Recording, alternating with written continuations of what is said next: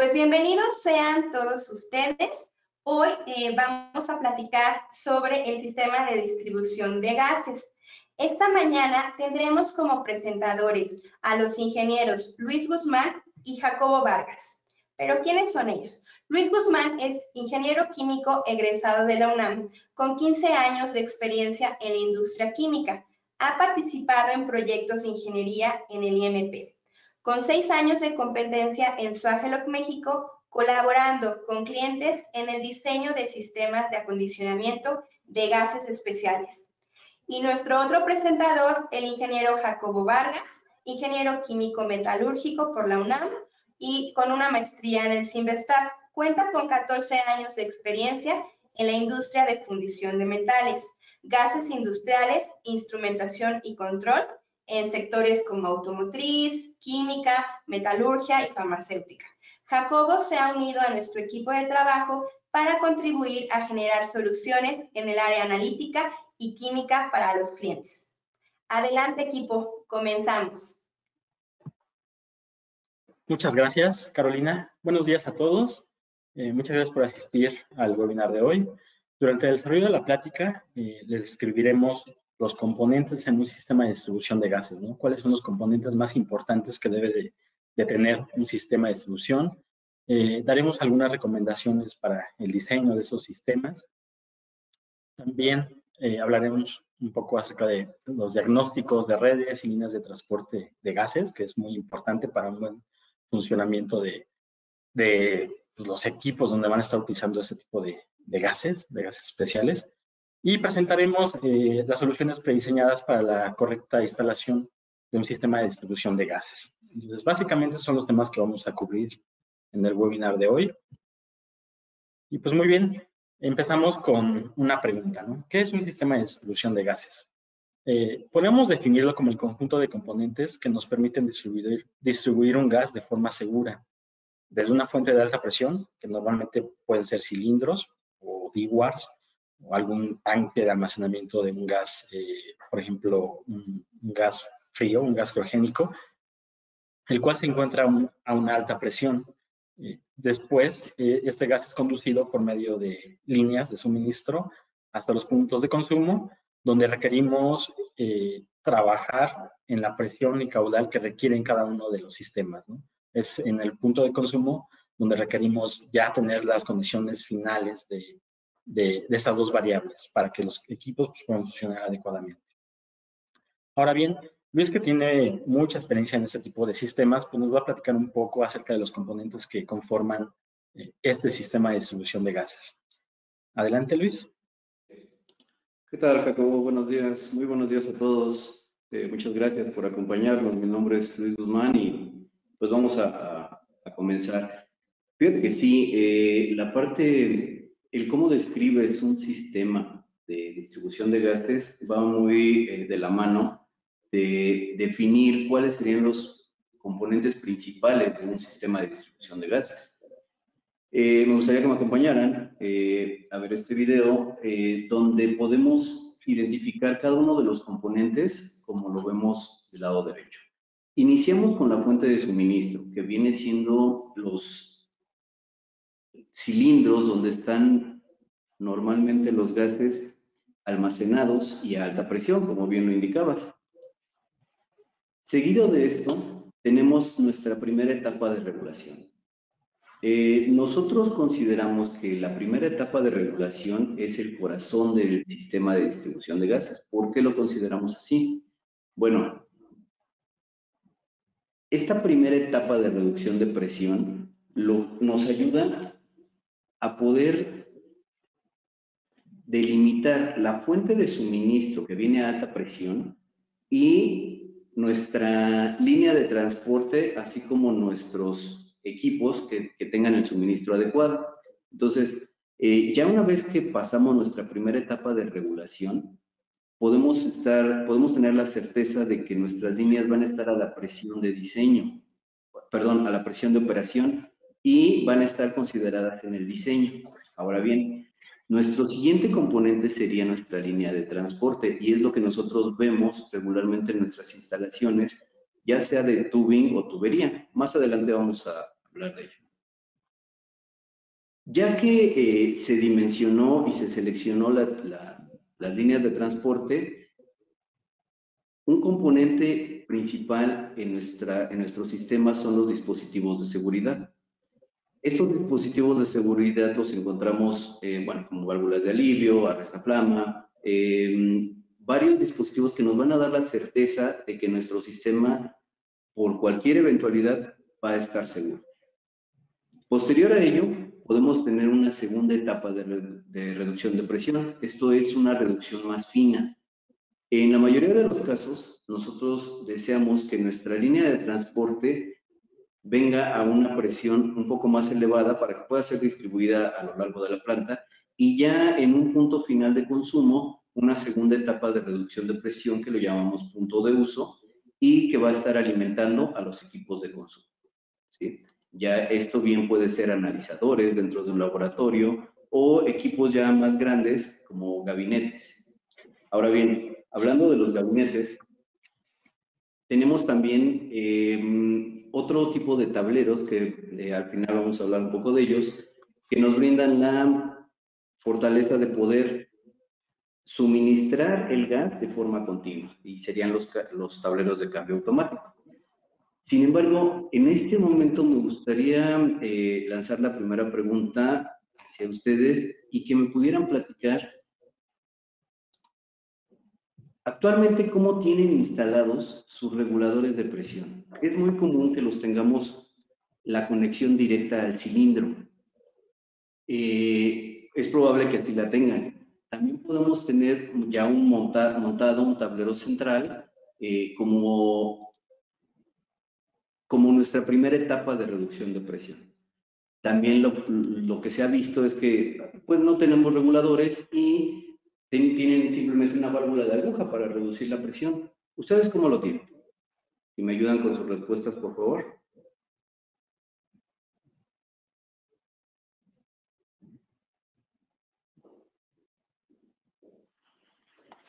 Muy bien.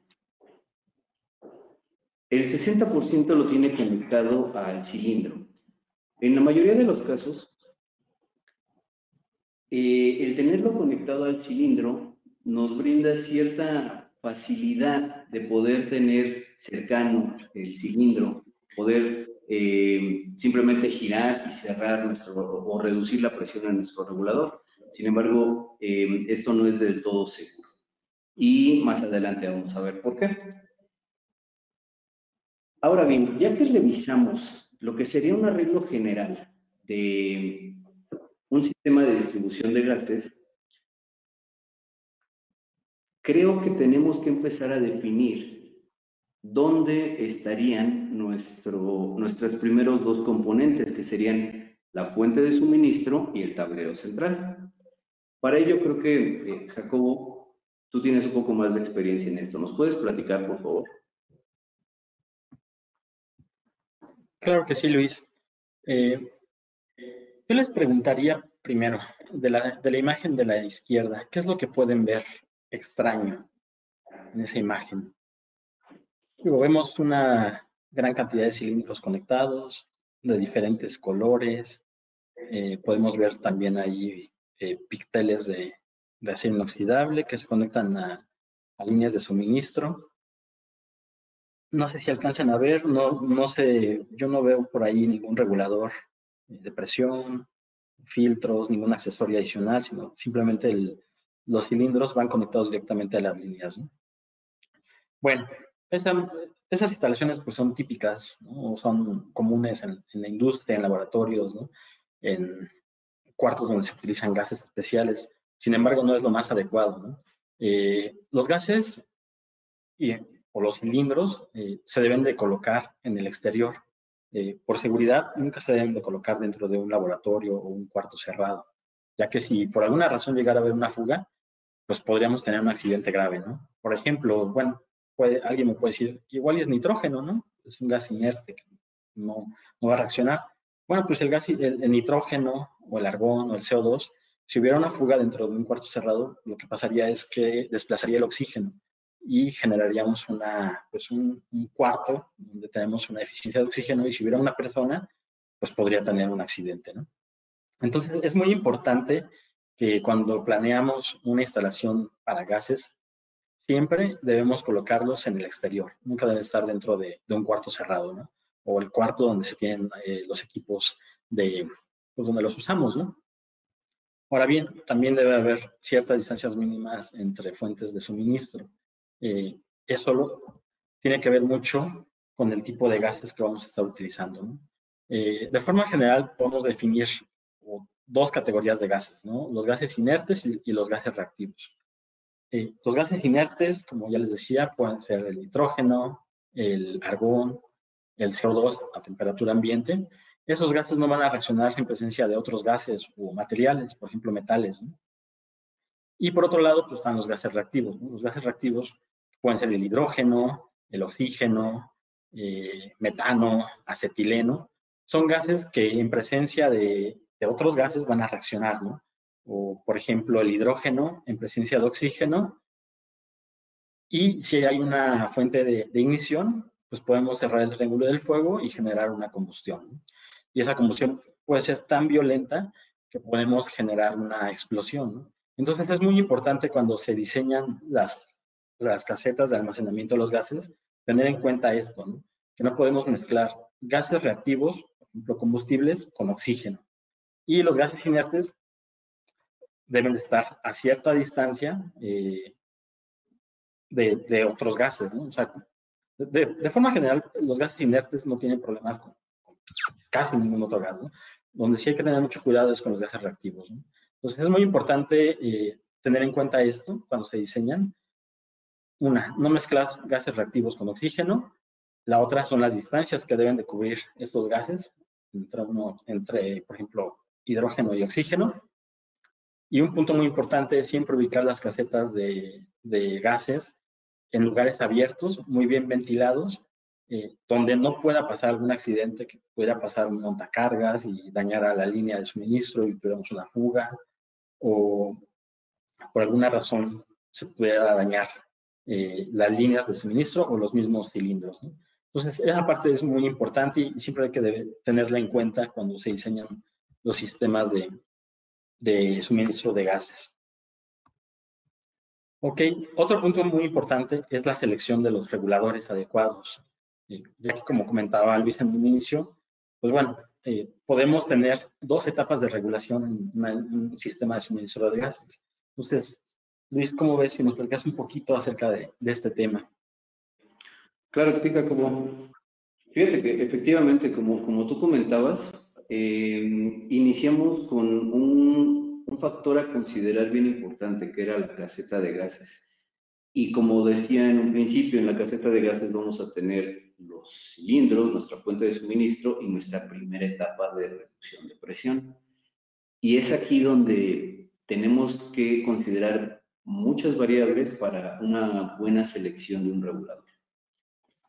Para empezar, creo que si vamos a guiarnos por un arreglo general de un sistema de distribución de gases, lo primero en lo que tenemos que pensar es cuántas etapas de reducción de presión voy a tener yo en todo mi sistema, desde mi fuente de suministro hasta mi equipo de consumo. Regularmente recomendamos 2 etapas. Y la razón es porque en la primera etapa nosotros lo que hacemos es que, imaginen los cilindros, ¿no? El proveedor que sea. Los cilindros regularmente vienen a más de 1500 libras, cuando son cilindros en fase gaseosa, y cuando son en dewar, bueno, vienen en presiones un poco más bajas, pero se puede correr ciertos riesgos en ese sentido. Pero imaginemos que tenemos 2000 libras. Vamos a reducir la presión en esta primera etapa de reducción y nuestro equipo de consumo, pues a lo mejor está a 20 metros, puede estar del otro lado de la planta y vamos a tener varios equipos que tienen presiones diferentes. Entonces lo que hacemos es que primero reducimos la presión en un valor donde la podamos distribuir y luego ya donde la vayamos a utilizar, la reducimos en el rango en el que nosotros deseamos y que sea más seguro para el equipo. Entonces, la primera selección es cuántas etapas de reducción de presión voy a tener en mi sistema. Ya que eso lo seleccionamos, entonces podemos definir si nosotros en nuestra primera etapa vamos a necesitar un regulador, valga la redundancia, con 2 etapas de reducción de presión o con una. ¿Cuál sería la diferencia? Vamos a suponer que vamos a tener un gas, una mezcla patrón, que no se va a usar en ningún otro lado de nuestra planta más que en este laboratorio. No necesito llevarla por una línea de transporte muy lejana ni nada. La voy a usar para un analizador en específico. Bueno, lo que se recomienda aquí sería un regulador doble etapa para tener una primera reducción de presión gruesa, por así decirlo, y luego ya tener una reducción de presión fina. Porque no lo voy a usar en ningún otro lado. Ahora, si ese gas lo voy a usar en varios equipos y estos equipos tienen diferentes rangos, entonces sí voy a tener que poner la primera etapa de regulación, un tablero central con un regulador de una sola etapa para poder reducir la presión y después vamos a poder utilizar otro regulador de una sola etapa. Ahora, el mecanismo de detección de presión es algo importante en la selección del regulador. ¿Por qué es importante? Si nosotros tenemos una primera reducción de presión con un elemento de sensado que sería un pistón, en este caso, aquí vemos puros diafragmas, pero si tenemos un pistón, pues el pistón va a ser muy resistente a las presiones. Esa sería su ventaja del pistón. En cuanto al diafragma, la ventaja que podemos tener es la sensibilidad que puede tener a cambios de presión. Entonces, ese sería un segundo factor a considerar. Algo bien importante que no podemos dejar pasar, no podemos dejar de mencionar sería la compatibilidad química. Como vemos en la imagen del centro, tenemos un elastómero que ha sido atacado químicamente por una incompatibilidad química del fluido con el elastómero. Esto es bien importante, ya que supongamos que este elastómero está exactamente en donde sienta el vástago del regulador. Si este elastómero ha sido atacado, la presión no va a poder controlarse, se va a igualar. Entonces imaginen que tienen su fuente de suministro a 1200 libras, el regulador pierde su función porque ya tiene una abrasión química y en ese momento lo que sucede es que la presión no se controla y se empieza a igualar. Porque el regulador, por más que cierre, va a haber una fuga interna dentro del ataque químico que tiene el elastómero. Entonces, podemos igualar la presión de entrada a la salida y pues tener las mismas 1200 libras en su equipo final. Y esto pues obviamente provoca daños, ¿no? Entonces, es bien importante que consideremos. Bien, ahora que ya revisamos los puntos principales en la selección de un regulador, no podemos dejar pasar el que el regulador se seleccione en función de su mejor zona de operación. Es decir, esto ya lo hemos hablado en webinars anteriores, donde seleccionamos reguladores dentro de una zona ideal. Tenemos que evitar que trabajen donde apenas empieza a abrir el regulador o bien donde ya está completamente abierto y ya no nos va a entregar mayor caudal y esta es una zona donde se puede dañar, al igual que en la principal. Por eso es que en los reguladores tenemos valores como CB, que serían coeficiente de caudal, o bien un valor importante que nosotros ya también lo hemos platicado, es una variación de presión por suministro, que aquí le llamamos SP. Estos son valores que tenemos que considerar a la hora de seleccionar un regulador. Y en este momento creo yo que sería bueno comentar con ustedes cuántos cilindros actualmente en activo tienen en su planta. Esto más que nada es para poder definir si el impacto en la selección de un regulador nos pudiera perjudicar o a lo mejor ni siquiera es tan importante. Pero ¿cuántos cilindros tienen actualmente en su planta?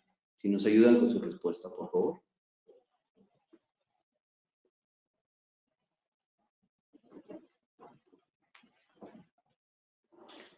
Perfecto. Pues la gran mayoría dice que cuentan de 1 a 10 cilindros, aproximadamente.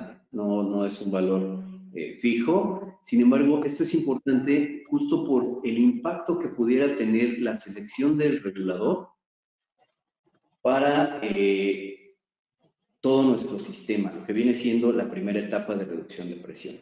Ahora pasemos a revisar los factores de diseño que tenemos que considerar en cuanto a las líneas de transporte. Creo que es bastante claro para la mayoría de los aquí presentes la diferencia que tenemos entre un tubo de instrumentación y tubería. La selección de alguno de ellos propiamente va en función del diámetro que va a estar directamente relacionado con el caudal y las velocidades permisibles. Las velocidades permisibles es algo que no podemos dejar pasar ni olvidar en el diseño de instalaciones nuevas, porque esto puede provocar ruidos, si las excedemos puede provocar ruidos, puede provocar vibraciones. Podemos a lo mejor hasta generar una abrasión por la velocidad tan alta. En fin, es importante que si vamos a diseñar, o a lo mejor nada más vamos a darle mantenimiento a la línea, pero ¿qué sucedería si voy a darle mantenimiento y digo, bueno, voy a cambiar el tubo ya estaba de media pulgada, lo voy a dejar ir a media pulgada porque así está? Creo que es importante considerar si pudiera tener una mejora esa línea de transporte y dimensionar bien nuestros diámetros en función del caudal y las velocidades permisibles. Algo que también, y era lo que comentaba en un principio, algo importante es el espesor de pared en función de la presión de diseño. Anteriormente, la tubería, y actualmente todavía, ¿no? La tubería se selecciona por cédula 40, 60, 80, 120, y el tubo de instrumentación por el espesor, 0,49, 0,65, 0,35 en algunos casos. El espesor de pared lo único que nos va a hacer es mantener la presión de diseño de nuestro sistema. Un dato curioso es que en realidad la cédula en los tubos anteriormente, cuando los hacían, era que teníamos que tener ese espesor, ese espesor de la pared para poder hacerle la cuerda, porque las conexiones eran roscadas. Entonces, era la razón de que la cédula fuera tan grande, para poder dejar cierta distancia que todavía no soportara esa presión. Ahora ya no es necesario, ya tenemos tubo de instrumentación con sujeción por compresión. Pero es importante considerarla. 1 metro de tubería, cédula o punta, pesa aproximadamente 8 kilos. Un tubo de instrumentación espesor 0,75, que los dos me van a soportar las mismas 3,000 libras, pesa menos de 2 kilos. Entonces, esto es importante porque tengo que considerar la soportería, tengo que considerar cuánto me va a pesar esa línea de 10 metros que voy a instalar. Tengo que ver cuántos soportes tengo que poner y a qué distancia los voy a tener que poner para que el tubo no se me pandee. Es importante que sigamos una buena trayectoria y que seleccionemos en buena medida los materiales de las líneas. Es decir, hemos encontrado líneas de acero inoxidable que para minimizar costos tenemos válvulas de latón instaladas y trabajan, operan perfectamente bien. Sin embargo, estamos seguros que esa mezcla de materiales de acero inoxidable con latón no nos va a generar un par galvánico que pudiera llegar a provocar una corrosión en algún equipo final o a lo mejor hasta en la misma soportería pudiera llegar a generar por el par galvánico que genere. Tenemos que considerar este tipo de detalles también. Sin embargo, ya el que estemos seguros de que nuestra instalación va a tener los elementos de seguridad Creo que aquí tienes un tema importante, Jacobo. Me gustaría que nos lo platicaras, por favor. ¿Cuáles son los factores de riesgo que podemos tener en nuestro sistema de distribución de gases? Así es.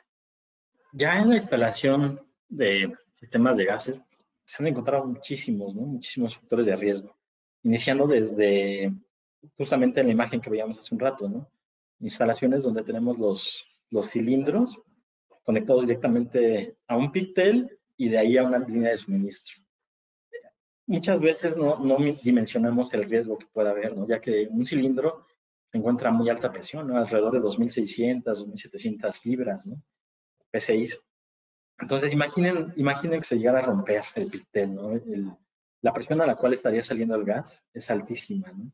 Entonces, ese es un factor de riesgo muy grande que se encuentra normalmente en la industria, ¿no? Otro es la manipulación constante de los reguladores. O sea, hay operadores que normalmente o continuamente van al regulador, están abriendo, cerrando para ajustar la presión. Y pues bueno, eso también a la larga va a generar un problema, ¿no? Con el regulador, puede fallar, ¿no? Entonces, imaginen en la imagen que teníamos hace un rato, que se llegara a caer un cilindro, ¿no? ¿Qué podría pasar? O sea, tener conectados directamente al cilindro los reguladores o el pictel a la línea de suministro, pues es un problema latente que tenemos ahí, ¿no? Que estamos viviendo el día a día. Entonces, es importante hacer un buen diseño, tener un tablero central donde colocar el regulador y de esa manera darle mayor seguridad al sistema, que se debe considerar desde el inicio. Otro punto importante también es la falta de filtros. Muchas veces encontramos, así como se ve en la imagen, la conexión directa del cilindro al regulador sin un filtro, ¿no? Bueno, ustedes me pueden decir, pues, trabajamos con gases ultrapuros, ¿no? De muy alta pureza, ¿no? Pues resulta que con la manipulación justa de estar cambiando los cilindros, pues pasa que llegan a entrar partículas sólidas en la línea, ¿no? Y esas partículas sólidas pues, van a terminar en los reguladores, como podemos ver en esta imagen, las partículas se llegaron al regulador, pues al paso del tiempo hicieron que fallara, ¿no? También pueden llegar a las válvulas o algún otro aditamento que tenga la línea de suministro y pues va a fallar, tarde o temprano va a fallar, ¿no? Entonces, es muy importante también considerar ciertos elementos de seguridad que deben de traer instalados los sistemas de gases. Otro problema también grave que llegamos a encontrar es el uso de herramientas no adecuadas para desconectar el suministro del gas, ¿no? Para desconectar el cilindro. Muchas veces, por ejemplo, para oxígeno, para hidrógeno, pues utilizan las herramientas comunes sin saber que hay herramientas especiales, ¿no? Las cuales no van a generar chispa. Y muchas veces pues, no lo sabemos, ¿no? O sea, trabajamos de forma cotidiana con nuestras herramientas y pues, ¿qué pasa, no? Que estas herramientas que compramos en las ferreterías, al estarlas manipulando, pues pueden generar chispas. Entonces, una chispa en presencia de oxígeno, con presencia de hidrógeno, de metano, pues puede generar una combustión, ¿no? Entonces, también es importante estar conscientes del tipo de herramientas que deben de ser utilizadas para cada gas. Igual, durante la instalación, pues bueno, habrá que también considerar otro tipo de herramientas, ¿no? Como dobladores de tubos, galgas, para saber que ya está conectada adecuadamente, por ejemplo, un racor, ¿no? Que ya llegamos o ya tenemos la conexión adecuada y vamos a evitar que haya fugas, por ejemplo, ¿no? Y pues, tocando este punto, y como comentaba hace un rato Luis, el uso de tubería en lugar de tubo para sistemas de alta presión, ¿no? Ya como nos platicó un poquito Luis, las tuberías roscadas presentan niveles de fuga mucho mayores que las que puede presentar un sistema de tubo o tubing, ¿no? Los cuales los sistemas de conexión que se utilizan para el tubing presentan un alto sello comparado con el que puede presentar una tubería, ¿no? Entonces también es importante ser conscientes pues, de los gases que vamos a utilizar y qué medio de transporte es el que vamos a definir, ¿no?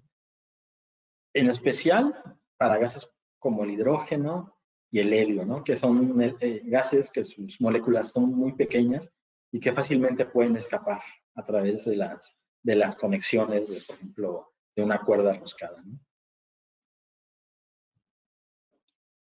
Y pues bueno, continuando con los elementos de seguridad que deben de tener, los mínimos que debe tener un sistema de gases, Luisa, ¿nos puedes platicar un poquito acerca de estos elementos? ¿Cuáles son los que debemos de cumplir en una instalación?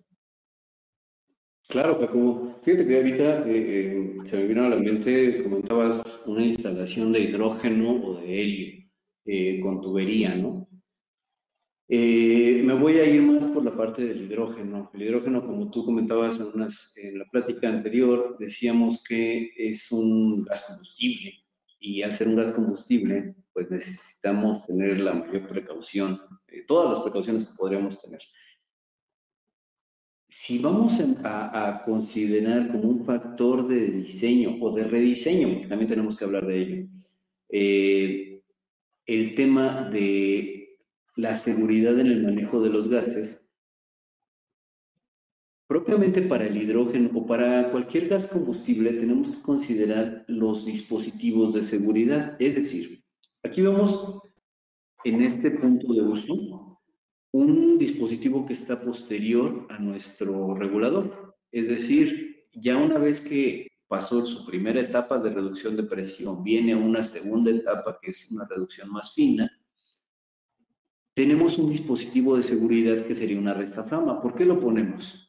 Lo ponemos porque si llegase a haber alguna inclusión de una pequeña flama en esta línea, porque se acabó el cilindro, porque hubo un accidente, alguien se cayó, agarró la tubería, se zafó y provocó una chispa y se generó el triángulo del fuego, ¿no? Fue favorable. El poner esta restaflama lo que nos ayuda es a que si llega la flama hasta este punto, aquí se mitiga. Ya no se va por la línea y llega a nuestra fuente de suministro, que pues, nuestra fuente de suministro son cilindros con un volumen muchísimo más alto a una presión muchísimo más alta. Entonces, estamos reduciendo o estamos mitigando un posible accidente. ¿Con qué? Con la inclusión de elementos de seguridad como sería un estaflama. Ahora bien, siguiendo por el tema de los gases combustibles, si tenemos un gas combustible como por ejemplo hidrógeno o un gas comburente como oxígeno, no podemos tener un venteo de la línea porque necesitamos asegurar que nuestra línea esté empacada completamente del gas que vamos a usar. No podemos ventearlo ahí, no podríamos abrir esta válvula y decir, aquí lo venteo. No, tenemos que tener alivios conducidos y venteos seguros a lugares donde no sea posible que se llegue a dar una combustión. Ahora, si pueden ver en la imagen, vemos puntos de uso con materiales diferentes, es decir, vemos tubería de cobre, conexiones de latón en algunos tableros y en otros tableros vemos acero inoxidable. ¿Por qué es importante que no mezclemos materiales? Y lo comentaba hace un rato por el tema del padre galvánico. Tenemos que no, primero, evitar la mezcla de materiales y segundo, poner y seleccionar materiales adecuados para cada tipo de gas. Y el tema aquí sería la corrosión. Si fuese un gas altamente corrosivo o altamente reactante, podríamos tener temas sobre la línea. Y bueno, propiamente otro tema de seguridad ya serían los internos, la selección adecuada de los internos húmedos de los reguladores. ¿Por qué? Recomendamos que en sistemas de hidrógeno o helio, recordemos que el hidrógeno o el helio son moléculas muy pequeñas. Recomendamos regularmente que se seleccione un elastómero con un grado más alto de dureza para que pueda hacer un buen aceite. Es decir, recomendamos PIC en lugar de PTFE. Esa sería una buena práctica para la selección de los internos, los componentes húmedos del regulador. Pero hace rato, Jacobo, nos mencionabas algo del manejo de oxígeno. Por favor, cuéntanos un poco más, porque creo que este es un tema bien importante en los sistemas de distribución de gases. Así es, Luis. justamente regresando al manejo, ¿no? de los gases combustibles y el oxígeno.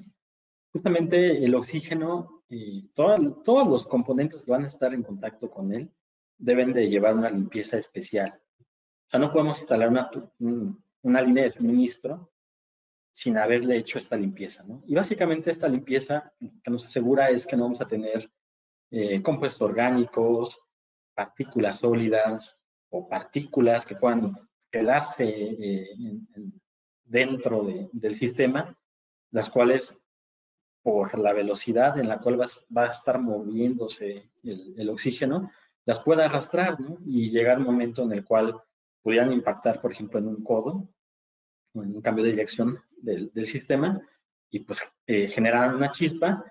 Y si no tenemos el material adecuado para conducir el oxígeno, por ejemplo, un tubo o una tubería, ¿no?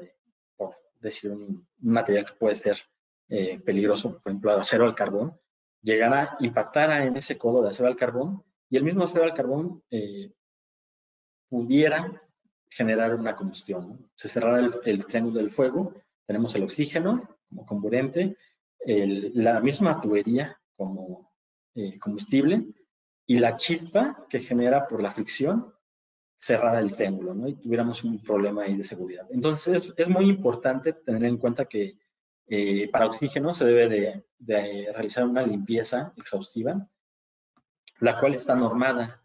La norma que se utiliza para hacer este tipo de limpiezas es la STM G93, ¿no? Esta norma básicamente nos da un procedimiento de limpieza que asegura el uso correcto de estos materiales, ¿no? Ahora bien, nosotros en Swagelok, todos los componentes que van a estar sujetos o se van a utilizar para oxígeno cumplen con esta norma, ¿no? Y además que también deben de cumplir con el embalaje. O sea, no podemos hacer la limpieza y después enviar el material sin un embalaje especial, ¿no? No tendría caso, ¿no? Entonces también debemos de cumplir con un embalaje adecuado, ¿no? Para evitar que lleguen a entrar partículas en los sistemas que ya se les realizó la limpieza, ¿no? Otro punto importante también en la selección de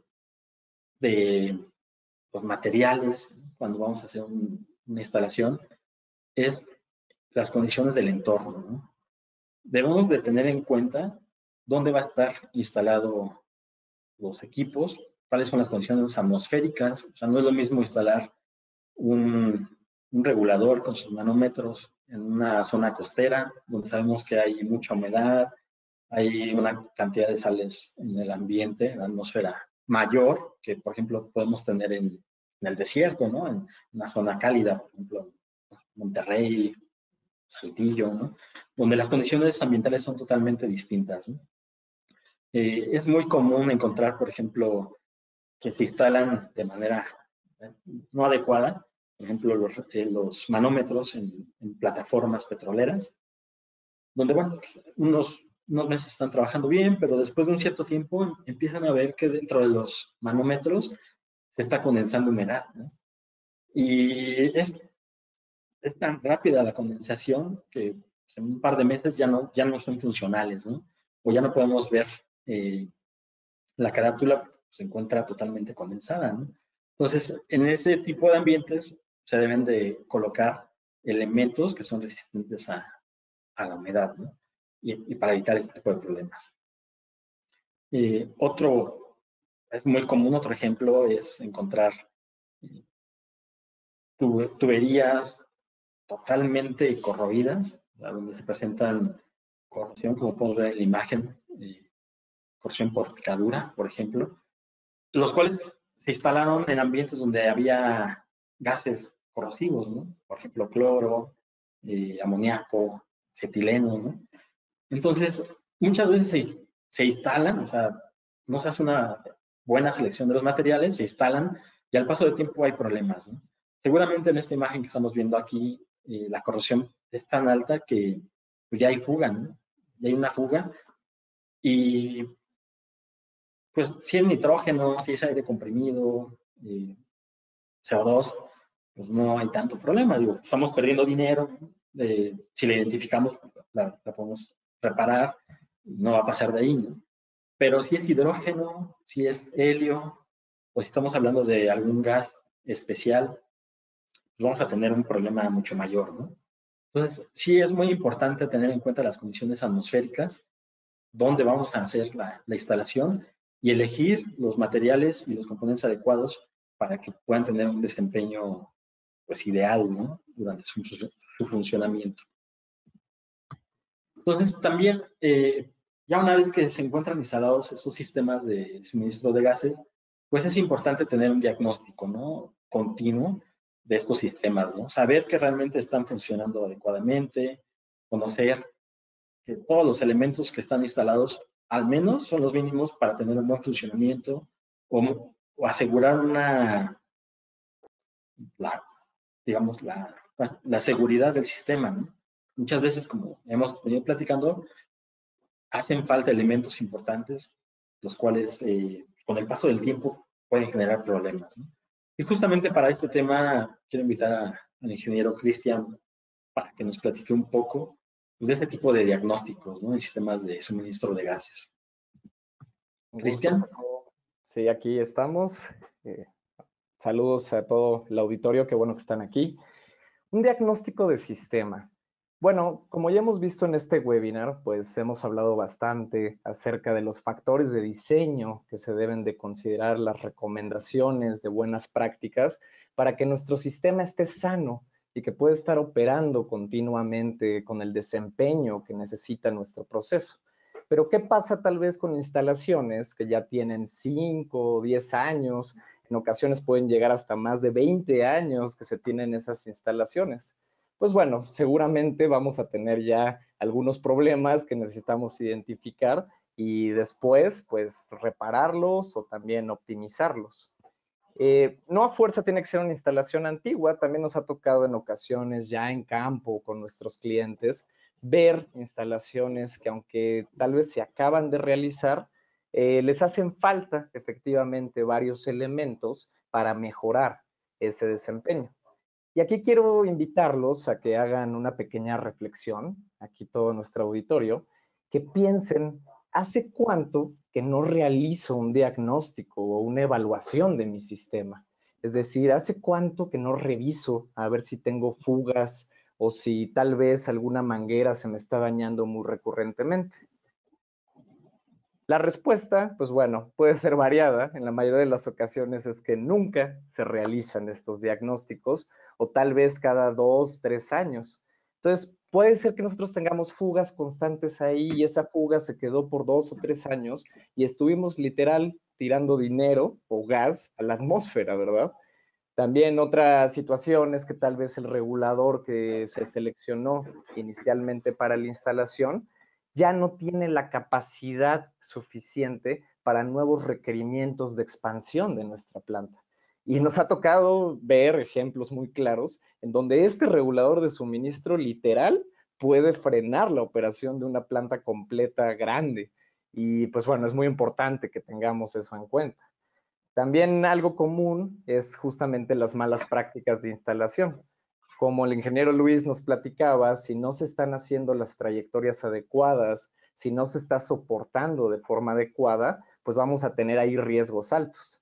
Y en varias ocasiones a mí personalmente me ha tocado ver, por ejemplo, líneas instaladas a bombas o compresores, equipos que generan mucha vibración, que no están soportadas, están ahí en el aire y pues es una trayectoria bastante larga. Y cuando el equipo entra en funcionamiento, pues se ve una vibración que hasta da un poco de miedo porque sientes que se va a desconectar o que se va a degollar ese tubo. Entonces, ¿cuál es la intención de estos diagnósticos? Justamente revisar todos los componentes, desde la fuente de suministro hasta nuestros puntos de consumo y asegurarnos que se cumplieron todas las buenas prácticas de instalación, desde mangueras, elementos de seguridad, reguladores y entre otros. ¿Me ayudas con la siguiente, Jacobo? Aquí, por ejemplo, para darles una idea de qué es lo que se realiza, esto es algo enfocado hacia fugas, como podemos ver en la imagen de las imágenes de la derecha, dependiendo el tipo de burbuja que se detecta, se pueden realizar cálculos de cuánto estamos perdiendo de gas. Y como decía Jacobo, en el mejor de los casos, si es un gas inerte, pues bueno, se traduce en una pérdida económica. Pero si es un gas, además, que puede generar un problema de seguridad, pues bueno, mucho peor, ¿verdad? Y como podemos ver en el programa que tenemos aquí, que son herramientas ya desarrolladas por Swagelok y ecuaciones estudiadas con Swagelok y otras instituciones a nivel internacional, pues nos permite hacer cálculos de cuánto se está perdiendo por una sola fuga. Este ejercicio lo realicé con una sola fuga, nada más para ejemplificar, y si se fijan, una fuga de helio puede estar costando hasta $60 anuales. Es decir, estamos hablando de 1,200, 1,300 pesos. Pero típicamente no encontramos una sola fuga, y más con gases como el helio y hidrógeno que fugan muy fácilmente, se pueden encontrar hasta 100, 150. En general, con nuestras estadísticas hemos visto que hasta el 12 o 13% de las conexiones instaladas en una planta se les puede encontrar fuga. Entonces, es importante tener esto en cuenta. Lo que nosotros realizamos es hacer estos diagnósticos, después encontramos todos los hallazgos y en un reporte formal les entregamos ya las recomendaciones para poder optimizar nuestro proceso. Justamente con esta información, pues sirve para bastantes cosas. Lo que hemos visto es que el reporte hasta puede servir para justificar muchas veces un presupuesto de cambio. También obviamente podemos ayudarles y apoyarles a hacer un tipo de plan de mantenimiento, ya sea preventivo o correctivo. Entonces, pues bueno, con esto iría ya a nuestro último sondeo. Los invito a que nos ayuden ahí a participar, por favor.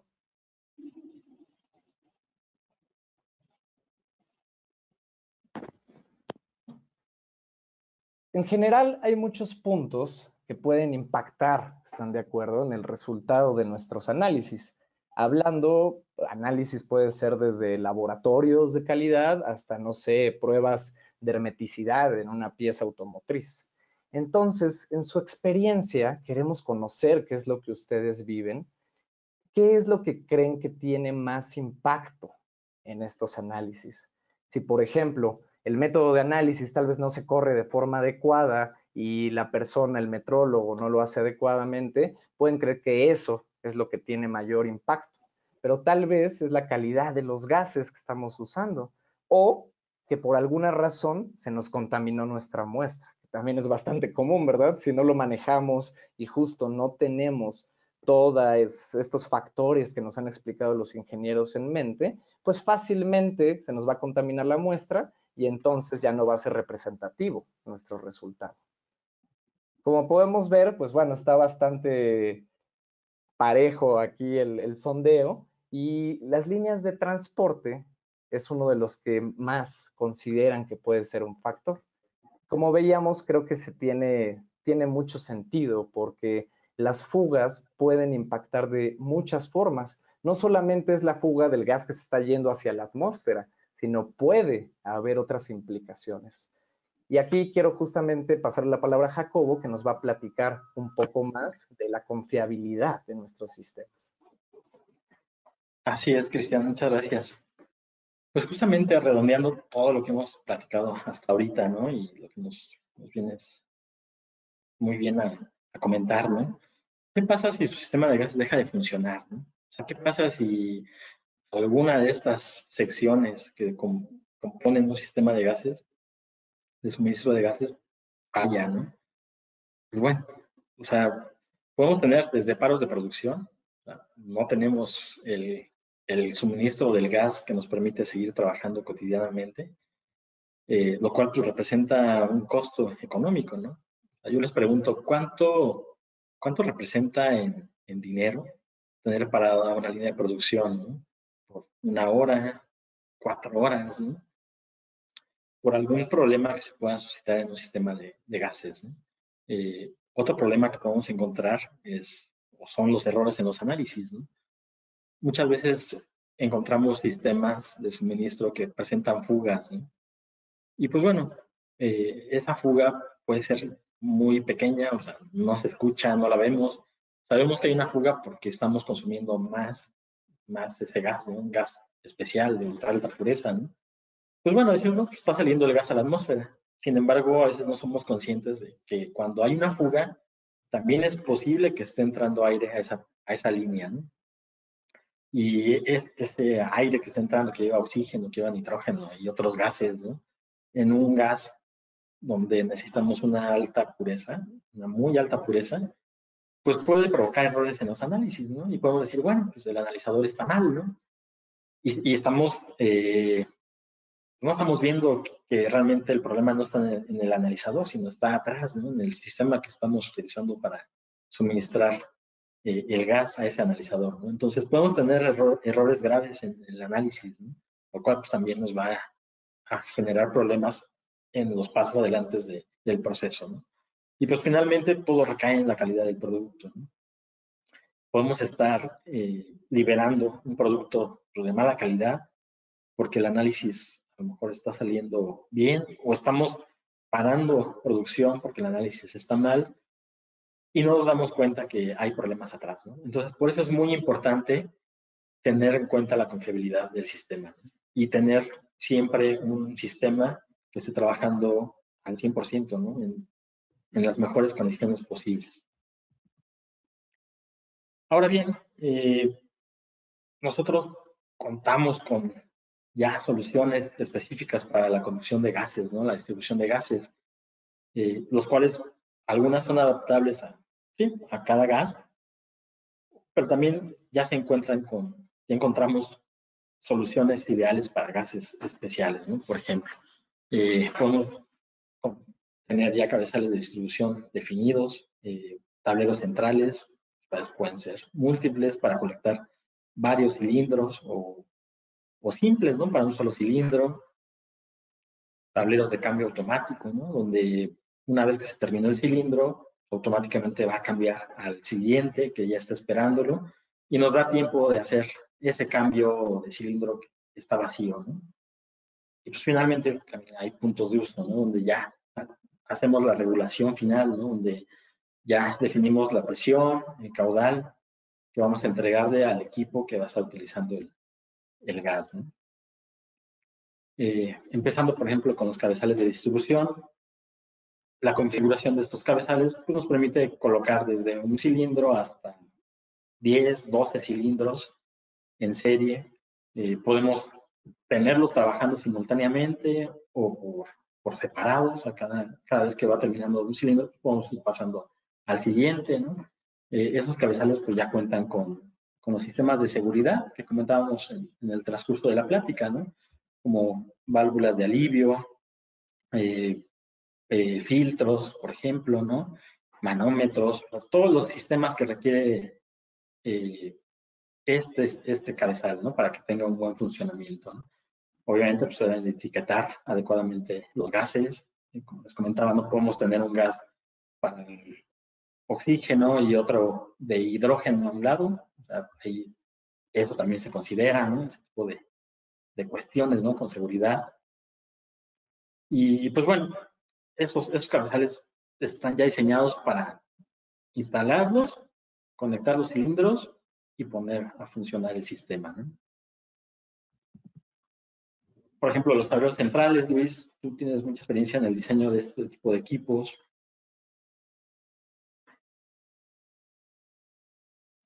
Sí, Jacobo. Sí, fíjate que justo como comentábamos, estos son sistemas ya prediseñados. Es decir, nosotros aquí ya consideramos varios de los factores que hablábamos en un principio. Por ejemplo, uno que tú comentabas, ¿no? El uso de un filtro antes del regulador. Es probable que muchos consideremos que los gases contenidos dentro de un cilindro están limpios y eso pudiera ser cierto. Sin embargo, bien comentabas tú que hay partículas que pudieran todavía ser expelidas del cilindro y lo único que provocarían sería un daño a los reguladores. Bueno, pues en nuestros sistemas prediseñados ya lo tenemos contemplado y lo tenemos justo a la entrada del regulador.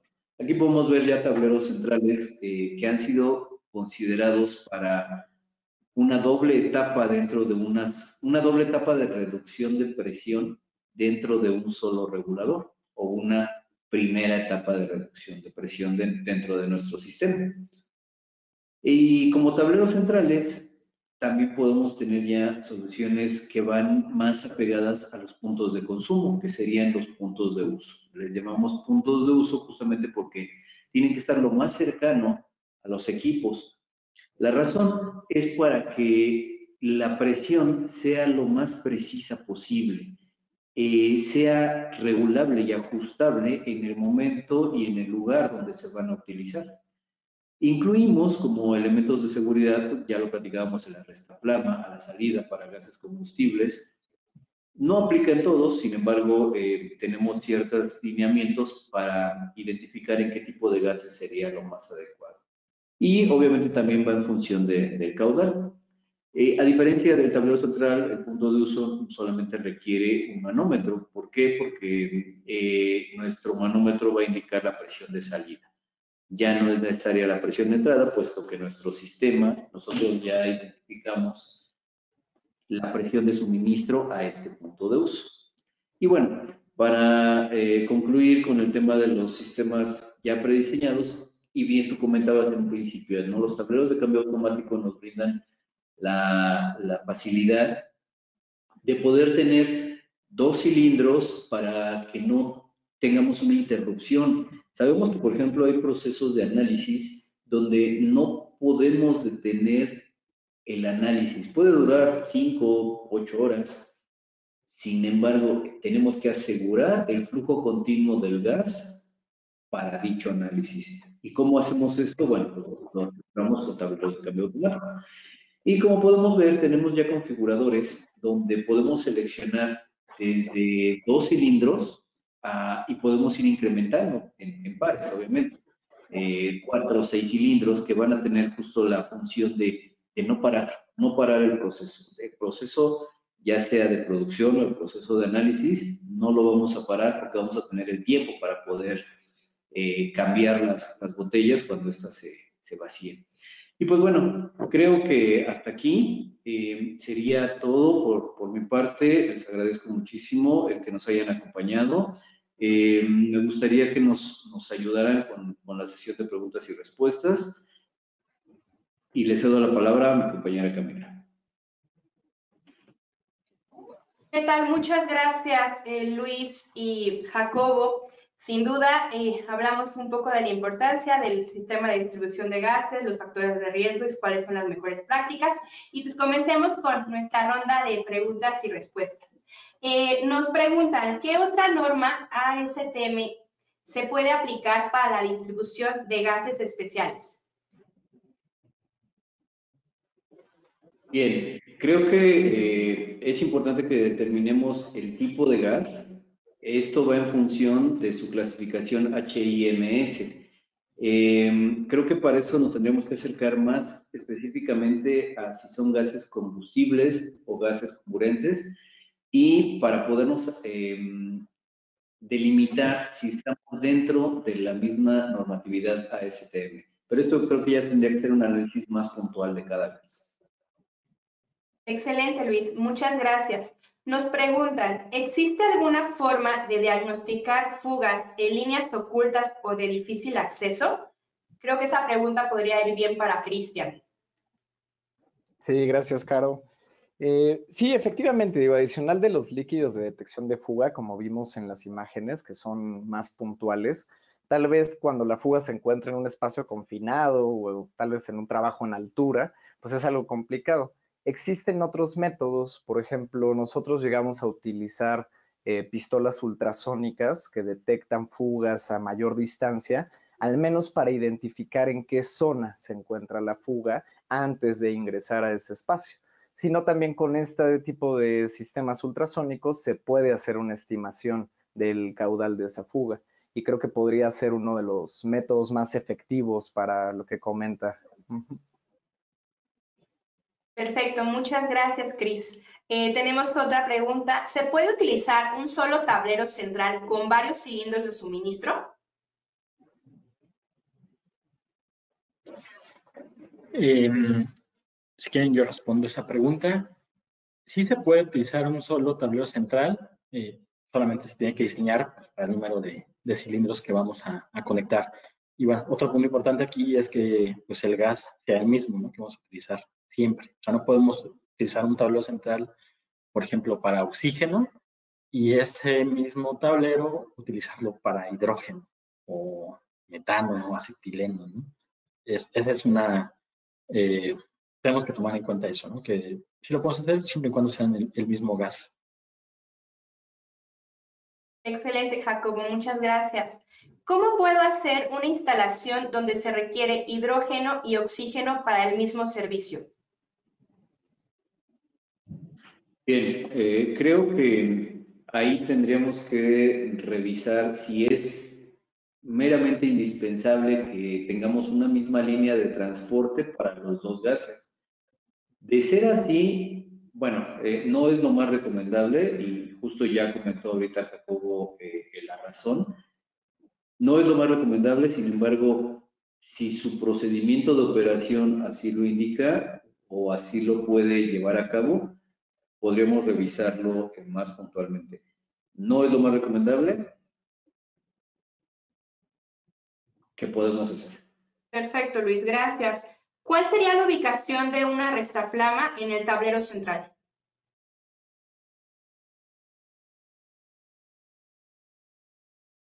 Luis, igual y esta también no las puedes responder. Claro que sí, por favor. En los tableros centrales no ponemos los arrestaflama porque ya consideramos que la flama ya vino desde el punto de consumo, pasó por el punto de uso, que sería la segunda etapa de reducción de presión, ya se vino la flama por toda la línea de transporte, lo que pudo ya haber provocado muchos daños, y se va a mitigar hasta el tablero central. Los arrestaflamas regularmente los recomendamos justamente aguas arriba del equipo de consumo donde puede haber la chispa, donde puede haber la combustión. No sería lo indicado ponerlo en un tablero central. Perfecto, Luis, muchas gracias. Vamos a poner la última pregunta, ya las demás las estaremos respondiendo vía correo electrónico. ¿Cuál sería la mejor instalación para un gas de uso temporal de 1 a 2 meses?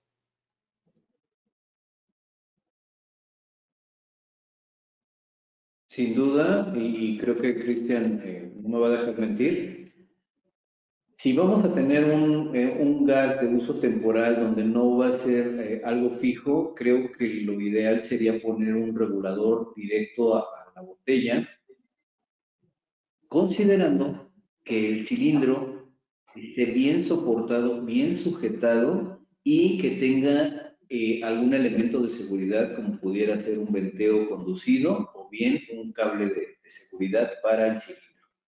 De esa manera podríamos asegurar que el gas, por primera razón, no se va a escapar y no va a inundar el lugar donde va a estar dentro. Y segunda, vamos a mitigar un poco los factores de riesgo que pudiera ser el que el cilindro se caiga, se degolle la conexión, se rompa el manómetro y tengamos ahí una fuga mayor. Creo que esa sería, no sé, Cristian, ¿tienes algún otro comentario? Sí, sí, digo, en realidad, como decían, no es que sea lo más adecuado tener directo el regulador al cilindro, pero hay ocasiones donde tal vez si se van a correr solo ciertas pruebas temporales, pues también hay que ver la parte económica y en ese caso creo que sí sería más sencillo tenerlo así, si no va a ser una instalación ya fija que se quede ahí por años. Digo, también habría que revisar obviamente pues mucho más acerca del asunto porque pues dependiendo la aplicación, tal vez el caudal y las variables, si el regulador es demasiado grande, porque es uno de alto flujo, pues no se podría conectar directo, podría hasta tirar al mismo cilindro. Pero podríamos sí ponernos en contacto con el usuario y con gusto lo podemos revisar más a detalle. Excelente, Aquí, pues perdón, aquí también sumando otra idea a esta pregunta. Si el suministro va a ser de forma temporal, también se puede considerar el uso de manguera en lugar de tubo o tubería, y más si va a estar una cierta distancia, no sea tan larga, ¿no? También, o sea, viendo el tema que comentaba Cristian, ¿no? Del ahorro, ya que son pruebas o el fin que que se busca no requiere una instalación final, se puede hacer con manguera, obviamente tomando en cuenta pues, el tipo de gas, ¿no?, que van a estar utilizando. Pero también es otro punto importante, ¿no?, que puede sumar a esta pregunta. Excelente, Jacobo. Pues muchas gracias. Pues ya no hay más tiempo para las otras preguntas, pero las estaremos contestando vía correo electrónico. Les agradecemos mucho su participación en esta plática sobre sistemas de distribución de gases y les pedimos que por favor contesten la encuesta al finalizar este webinar. Muchas gracias, que tengan un excelente día. Gracias, hasta luego, buen día. Muchas gracias. Gracias, hasta luego.